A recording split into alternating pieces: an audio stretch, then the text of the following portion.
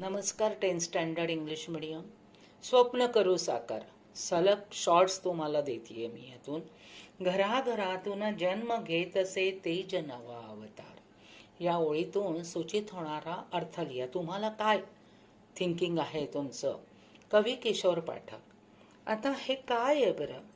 तर बघा, कवी किशोर पाठक यांनी स्वप्न करू साकार या कवितेमध्ये उद्याच्या भारताचे म्हणजे भविष्य, फ्युचरचा भारत, त्याचे उज्ज्वल भविष्य, फ्युचर घडविण्यासाठी घराघरात म्हणजेच भारतात विविधता असली तरी धर्मपंथाच्या लोकांनी एकत्र येणे महत्त्वाचे का आहे. कारण घराघरातून जन्माला येणारे प्रत्येक बालक हे उद्याचे भविष्य आहे.